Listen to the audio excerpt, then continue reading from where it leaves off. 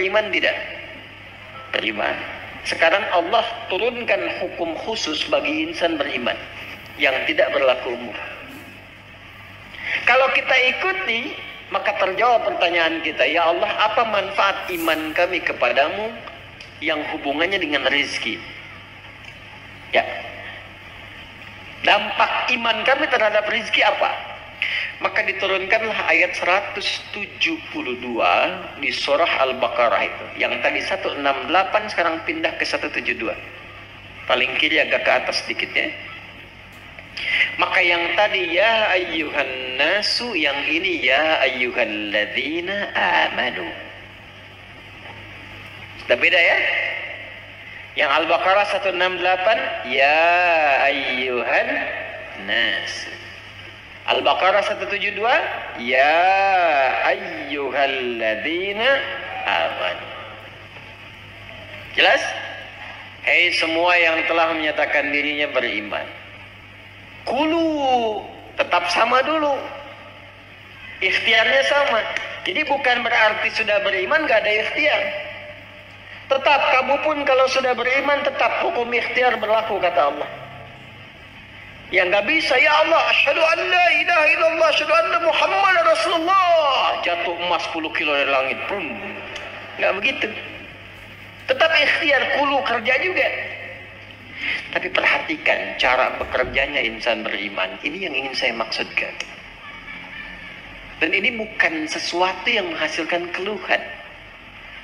Jadi kalau kita sudah mengerti dan benar-benar beriman, ikuti ayat ini, perhatikan jaminannya. Kulu min tayyibati ma razaqnakum. Fokus ke sini. Al-Baqarah ayat 168. Kulu dengan ya ayyuhan nasu kulu mimma fil ard halalan tayyibah, halalan tayyibah. Ya ayyuhan nas. Al-Baqarah 172. Ya ayyuhalladzina amanu. Nah, saya highlight ya. Yang ini ya ayyuhan nas, manusia, hukum umum, ini sifatnya universal. Yang ini ya ayyuhalladzina amanu, spesifik untuk insan beriman.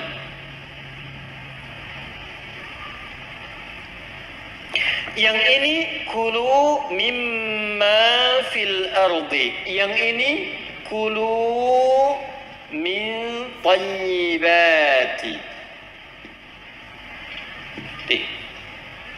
ma razaqnakum. InsyaAllah fokus baik-baik. Pada hukum umum ya ayyuhan nasu kulu mimma fil ardi, hukum ikhtiarnya dibuat oleh Allah Subhanahu wa taala dengan hukum umum yang rizkinya akan turun berdasarkan dengan kerasnya ikhtiar. Semakin tinggi ilmunya, semakin banyak kerjanya, semakin juga berbanding lurus dengan rizki atau kuantitas rizki yang didapatkan. Jadi kalau kerjanya makin keras, ya kan? Makin kuat, makin disiplin, makin banyak waktunya, maka demikianlah kuantitas rezeki makin datang, makin banyak, makin banyak, makin banyak. Bagi insan beriman, Allah rubah hukumnya. Perhatikan, kulu min tayyibati, dihapuskan kalimat mimma fil ardinya. Ini asalnya begini bunyinya, min ma. Kulu silahkan kerja, aktivitas ikhtiar. Mimma fil ardi, di setiap tempat yang kamu bisa jejak di bumi. Gak ada di sini, pindah sini, pindah sini, pindah sini, mencari. Ya kan? Bagi insan beriman yang benar imannya, oleh Allah dihilangkan kalimat ininya, maksudnya tidak digunakan kalimat ini. Kulu langsung pindah ke sini. Kata tayyibnya dijamakkan berbentuk tayyibat. dibuang halalnya, dimunculkan kata thayyibnya dalam bentuk jamak. Kulu min thayyibati ma razaqnakum. Dan yang paling dahsyat, diganti kata mimma fil ardi dengan kalimat ma razaqnakum. Perhatikan cara menerjemahkannya. Kalau kita baca Quran, bacanya begini, ya ayyuhalladzina amanu kulu min thayyibati ma razaqnakum. Tapi kalau kita terjemahkan, cara membacanya begini. Hai semua insan beriman, ma razaqnakum, telah banyak aku siapkan. Dengan keagunganku aku telah siapkan rizki untukmu. Jelas? Paham nggak sampai sini? Nah, bagaimana cara mendapatinya? Maka mencarilah, berikhtiarlah untuk mendapatkan aku yang telah siapkan itu. Yang telah aku siapkan itu dengan imanmu. Bagaimana ya Allah cara mencari rezeki dengan iman? Pertama, Allah buang pada bagian kedua kata halal yang tidak disebutkan. Yang ini halalan thayyibah, yang ini dibuang kata halalnya. Tidak ditemukan kata halal. Ya ayyuhalladzina amanu kulu min thayyibati, halalnya kemana? Kenapa dibuang kata halal? Karena bagi insan beriman itu, imannya sudah otomatis membimbing ia pada segala yang halal. Pengertiannya apa? Pengertiannya, setiap insan beriman itu mustahil mencari yang haram. Jadi kalau kita insan beriman selalu terpikir mencari yang halal, itu rizkinya Allah akan dekatkan kepada kita sehingga tidak lelah mencarinya. Itu maksudnya. Jadi sekarang kalau mau kerja, kalau mau cari apapun, yang dibayangkan pertama kali jangan sulitnya dulu, jangan capeknya, jangan jauhnya, yang dibayangkan halalnya. Ya, jadi yang terbayang itu apa yang dihalalkan oleh Allah. Konsultasi ke ulama, lihat bakat Anda, minta sama Allah. Kalau Anda lakukan ini, kata Allah, aku mudahkan engkau mendapatinya, bukan engkau lelah mencarinya. Itu yang dimaksudkan. Nah, kalaupun sudah dapat, iman itu akan membimbing kita untuk selalu menyikapi rezeki dengan asas manfaat. Jadi yang Allah berikan nanti berkahnya. Dan berkah itu nggak dilihat pada banyaknya. Nggak dilihat pada banyaknya. Karena setiap yang berkah itu pasti mengandung manfaat. Di ciri insan beriman itu sudah nggak lelah mendapatinya. Lalu nafsunya ditata oleh Allah. Supaya memanfaatkan apa yang dicari itu, segala yang bermanfaat untuk dirinya saja. Jadi akhirnya dia nggak sibuk banyak berpikir sesuatu. Yang penting bermanfaat untuk dirinya, dia dapatkan. Saya beri contoh begini, yang paling gampang memahaminya. Bapak Ibu kalau haus itu butuh apa?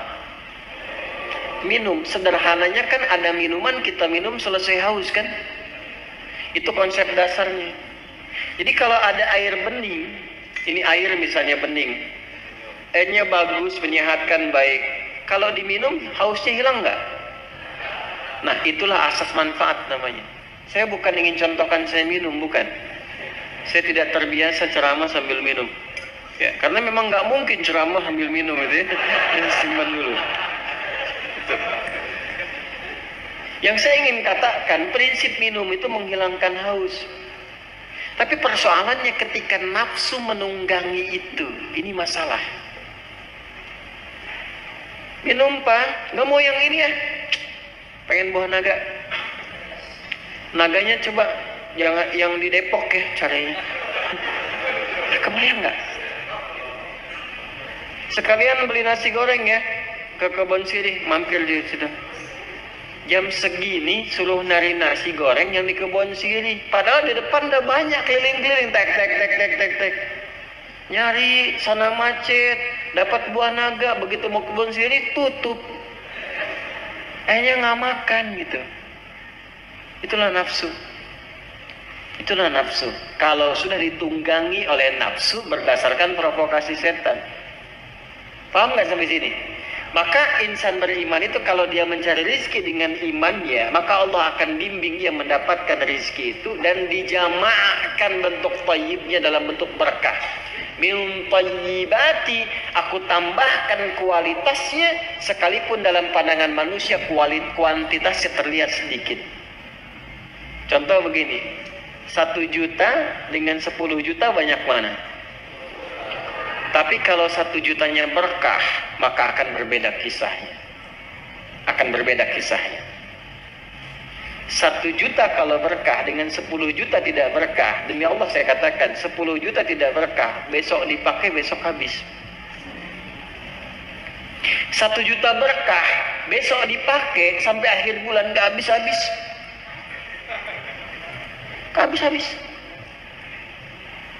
Saya pernah kisahkan ini kan, saya punya teman dulu di Tripoli itu.